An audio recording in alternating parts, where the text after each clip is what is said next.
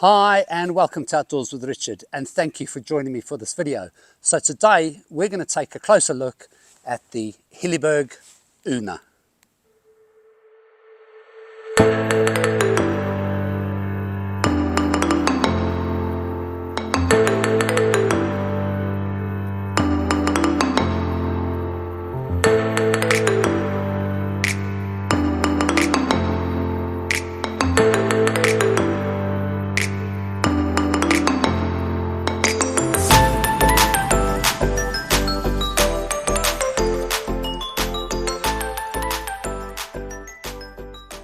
So to start with, let's talk about Hilleberg. Now, Hilleberg are undoubtedly one of the best tent makers in the business. However, in saying that, their tents are definitely not cheap.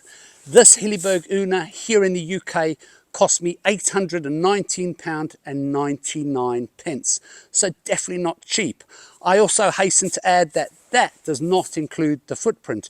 If you want the footprint for this tent, it's going to cost you an extra £84.99. However, depending where you live or where you purchase this tent and footprint from, prices may vary. Now, if you are interested in buying this tent, it does come in a choice of 3 colors. I've gone for it in the sand color, but it also comes in a nice dark green and also a vibrant red. Now, when you purchase the tent, it comes in a really nice, well-made storage bag. I have to say, this storage bag really does ooze quality. Now, when it comes to the length of the storage bag, the length comes in at around 46 centimeters. The width comes in at 14 centimeters, and the packed weight, so that's the storage bag, your tent, your poles, your pegs, and your guy lines, come in at around 2.3 kilograms. However, that doesn't include the footprint. If you add the footprint to the packed weight, you will add an extra 308 grams.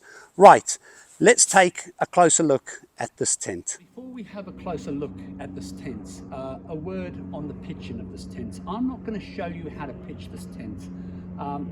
This tent is very simple and very quick to pitch. However, Hilleberg have their own pitching video on this tent, and it is by far the best and the clearest instructional video on how to pitch this tent. So what I will do, instead of showing you how to pitch this tent, I'm going to leave a link in the description below so you can have a look at that on how to pitch this tent correctly. So first impressions of this tent, it's a really nice looking tent. It's a dome tent. Now, dome tents are really good in the rain because you're not going to get any pooling of water on your tent. The rain will simply just run down the sides.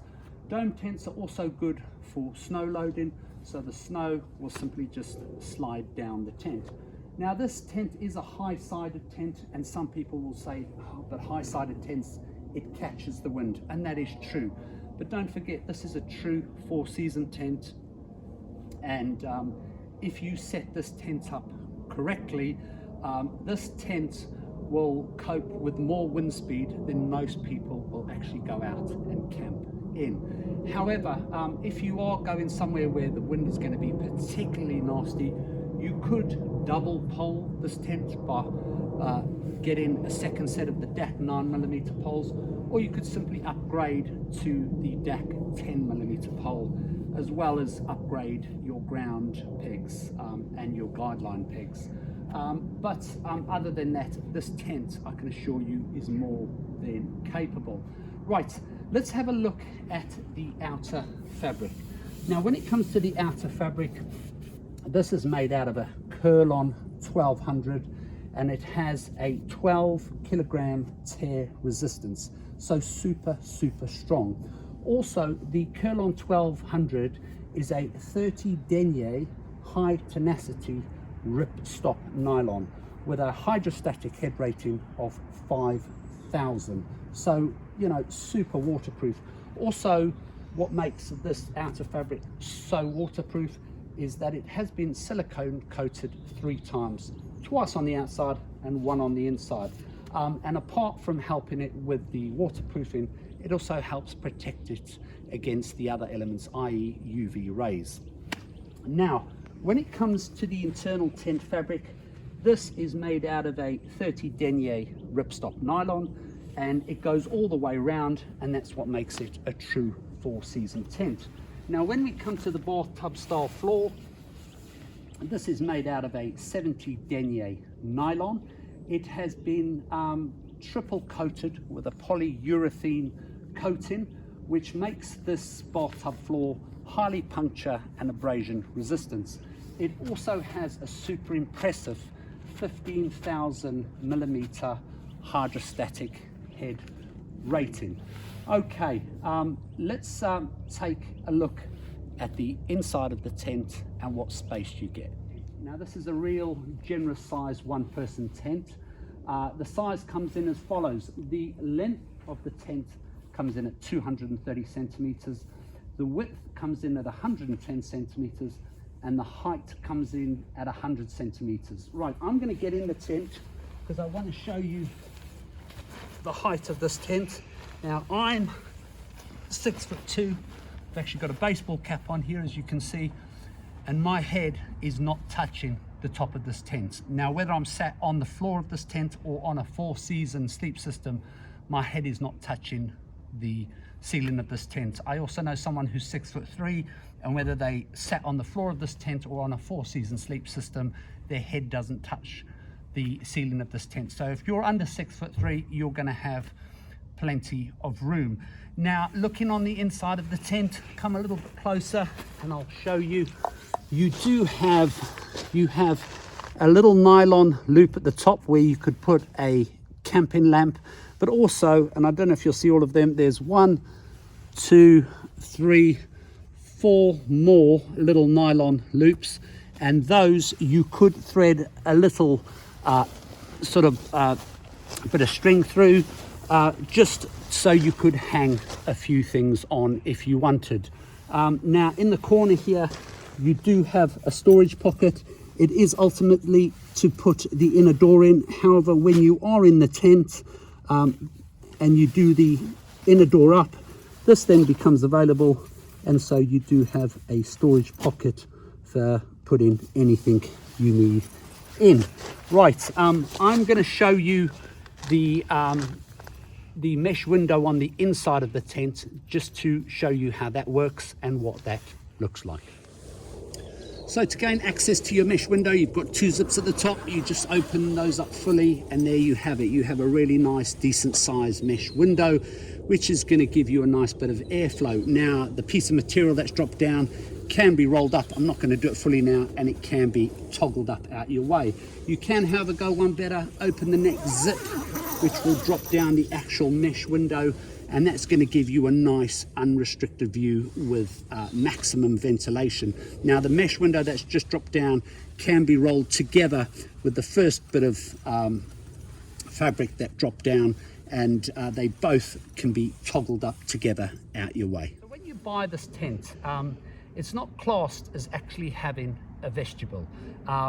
If you come around and have a look down here, it kind of has a vestibule, but it's not very big. You certainly couldn't cook in the space. You could store a few small items or perhaps a backpack on its size, but as I said, it's not very user friendly. However, you do have the choice to create your own vestibule. What you can do is undo the corner, which I'm going to do now, of the tent, and you could also unclip the next part of the tent.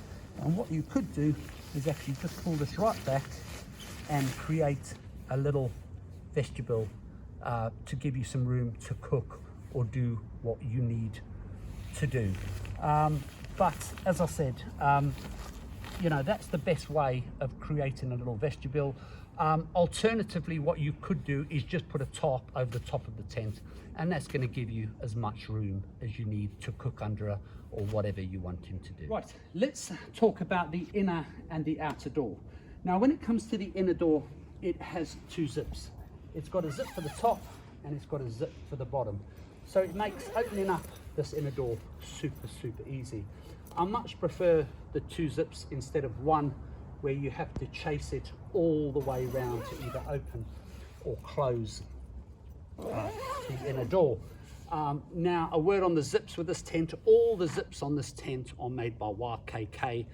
They're super strong zips, and they're also anti-snag zips. Okay, let me just zip the front door up so I can just show you what that looks like when it's all closed up. So there you go. This is all closed up now. Now, obviously you have a zip on the outside, but what I actually wanted to show you was this really well-made storm flap which covers the zip. Now, like the inner door, the outer door can be rolled all the way back, which I will show you later on in the video. Now, a word on ventilation and airflow, which is super important, not only to try and keep you cool, but also to try and reduce any condensation. Now, the first option you've got is you do have that little mesh window on the inside to help with airflow, and you can also fully open that mesh window, so you've got a totally open window. The next option you've got is you can just undo the front here. This can then be pulled up, and this then in turn can be toggled up, so you can get a nice bit of airflow underneath your tent. Now, you can also do this at the back of the tent, which I will show you what it looks like. I've already done it. Right, here you go. I've toggled the back up, so like the front, this is what it'll look like, and that'll get a nice bit of airflow underneath the tent. Now, your last option is if we go around the back,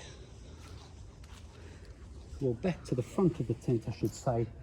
On the top here, you've got your rain vent, or top hat as some people call it. Now, underneath this little cover on the top, you have got a little opening here which you can simply just unzip. That'll drop down, and that's going to give you a nice bit of airflow. Now, for some reason it's a really nasty day and it's raining, but you want that airflow, you can leave that open, but just keep this closed. However, if it's a really nice day, you can open that and just leave that little cover off. So you certainly have plenty of options to help you with airflow, which in turn will help you with any condensation you might get. So as you can see, with both the doors rolled right back, just how big the entrance is to this tent. Also, when you're sat inside this tent, you've got a really nice unrestricted view from the tent. Now let's talk about my final thoughts on this tent. I suppose we could start with pros and cons, but to be honest, I don't really like talking about pros and cons, because I think what's a pro for one person is a con for somebody else, and vice versa. However, we can talk about a few of the points with regards to this tent. First of all, this tent can be pitched pretty much anywhere. It is easy and quick to pitch this tent. It's a freestanding tent, so it can be moved around. I think it's a nice looking tent. I particularly like the space inside this tent. It is really generous for one person. You could put a second person in, but to be honest, I would just keep it for one person. I particularly like the height of this tent, especially if you're tall. That really is nice. I get so fed up in a lot of tents where I feel like I'm hunched up when I'm inside the tent. So yeah, the height, the space is definitely a bonus. When it comes to the weight of this tent, I don't think it's too bad, and I personally think it makes an excellent backpacking tent. I personally like this tent because of the simplicity. It ticks all the boxes I like, and yeah, so for me it's an ideal tent, and I also like the fact that it's a true fall season tent. Now, there are a couple of things which might be off-putting for some people. First of all, the lack of or no vestibule.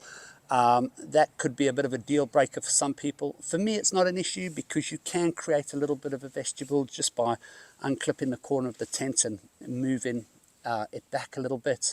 Also, you could just put a tarp over the front of the tent, and that's going to give you all the room you need. So for me, as I say, that wouldn't be a deal breaker. I think the biggest thing that will put people off is the price of this tent, you know, especially when you include the footprint. It really is very expensive. Some people will say that they just simply can't afford this tent. Others will say that, you know, they can't justify spending that kind of money on a tent. And thirdly, I think some people will say, do you know what, I feel I can get a tent which will perform as good as this tent, but for half the price. But I suppose in life it all boils down to personal opinion and personal choice. We also all choose how we spend our money. But on that note, I'd love to know what you think about this tent. Do you like it? Don't you like it? Do you think it warrants the money? Or perhaps you could find a tent that will perform as well as this tent for half the price. Let me know what you think in the comments below. Also, I would like to just take this opportunity to thank you for watching this video. If you've enjoyed the video, please give me a nice thumbs up. If you're enjoying this kind of stuff, why not subscribe to the channel? But on that note, I'm going to say thank you so much for watching. I really appreciate it. Take care, and I'll see you in the next video.